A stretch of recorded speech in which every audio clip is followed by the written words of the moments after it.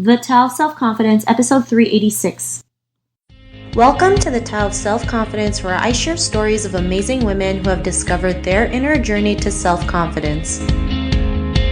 Visit our website at thetaoofselfconfidence.com. Your inner journey to self-confidence awaits. Well, hello, friend. Welcome to the Tao of Self-Confidence, where I share stories of amazing women who have discovered their inner journey to self-confidence. I'm your host today, Sheena Yap Chan, and today I have a phenomenal lady on the show today. She is a fashion and travel blogger and also a digital marketer. I'm just really excited to have her on today to share her story and tips with us on self-confidence. So without further ado, I'm going to introduce you to Vera Mao. Vera, how are you today? Maybe you can fill in a little bit more about yourself to our listeners. Hi, I'm good. So my name is Vera, and I have been doing my own website where I write about fashion, beauty, and travel for the past 5 years or so. And outside from that, I also have a full-time job, and that is I work in a digital marketing agency. So that is my full-time, and I have been blogging on the site for the past few years. Awesome. Well, thanks for sharing that, Vera. And what's your cultural background? I'm actually born in Beijing, and then I moved to Singapore when I was really young, 4 years old. So pretty much localized, Singaporean. Awesome. Well, thanks for sharing that. And Vera, what would be your favorite self-confidence quote? I don't really have a quote per se, but I think to get to set myself up or to really let myself be confident is really just to tell myself that as long as you put your will to it, there's nothing that you can't do.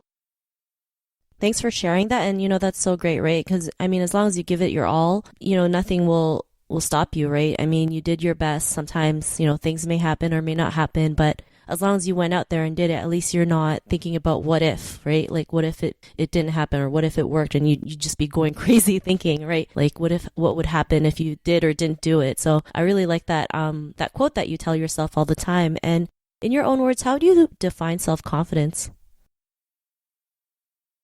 I think self-confidence is really a sense. One is being self-aware. It's really about knowing yourself and then knowing your flaws as well and accepting that. And second thing is just to really trust and believe in yourself. Those two put together, I think, is really what makes someone confident about themselves. Yeah. Thanks for sharing that. It's a great definition. In order to take action in anything that you want to do, you have to first believe in yourself, right? Believe you're worthy of, a better life or, going after your dreams. So I really like that definition that you mentioned. And Vera, what was your life like before your discovery of self-confidence?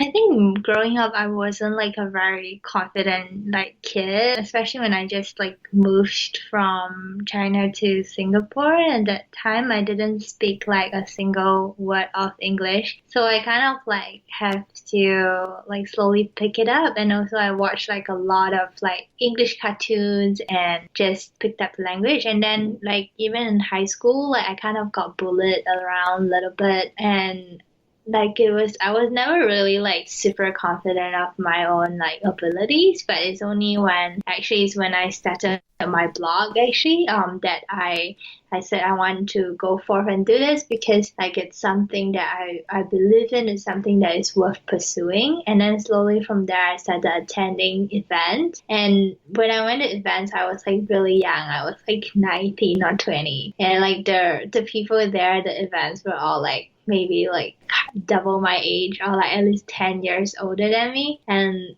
but I didn't really let that get to me. I was just everyone is just this equal. Everyone is all here now at the event. So I would make myself go up to people and talk to them. So that was where I slowly built my confidence, and I realized that there is really nothing to be intimidated of. No matter if this person is really successful or of a certain kind of position, but they are just our people in the end. Yeah.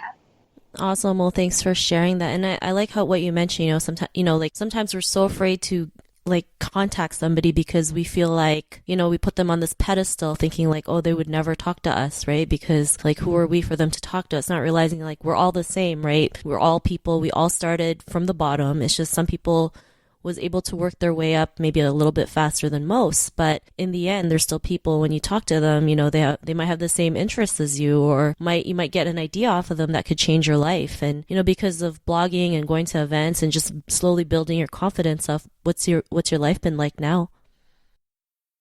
I think now I'm still trying to like pursue like certain dreams of my own. Like I'm not definitely not there yet, but at least now I am definitely a lot more self-aware in the sense that I know what I'm strong at and what I'm like weak at. Like I know my strengths and weaknesses, and I'm willing to accept those weaknesses for what they are. And I don't really doubt my own abilities that much as before.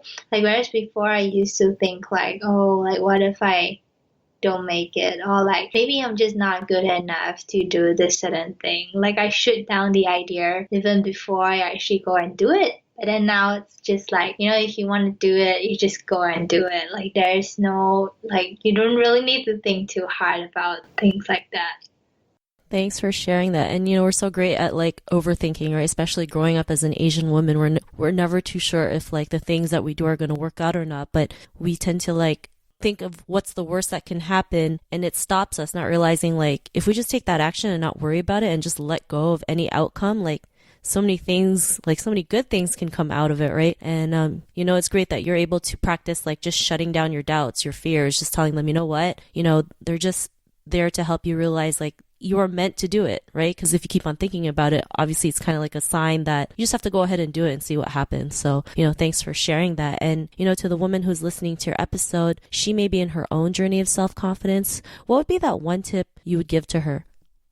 I think I would just let them know that you just trust in yourself. Because I just think like, I just feel like the human will and power is very strong. And if you really want something so bad, you would think of it like in the morning when you wake and like just before you sleep. You would constantly be thinking of it. And so like I read this book, like it's basically Think and Grow Rich by Napoleon Hill. So that was what he said in the book. That was what he preached. It's literally if you set your mind to it, if you want it so bad and you think about it so hard, there is just no way that you won't be able to come up with a solution around it. If it's always on your mind, like eventually you would be able to do whatever it is that you want to do.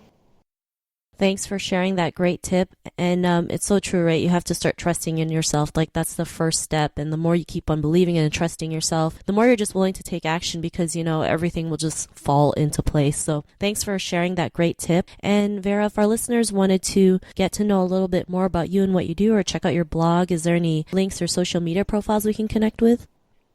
Yeah, sure. You can check out my blog at www.kissesvera.com. I'm also quite active on Instagram at kisses.vera.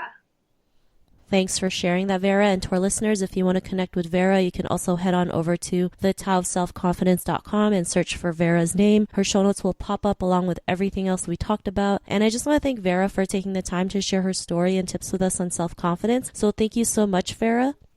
Thank you. I really enjoyed myself too. Not a problem. It was great having you on the show. And to our listeners, be on the lookout for another new episode of another amazing woman's journey to self-confidence. And we'll talk to you soon. Bye for now.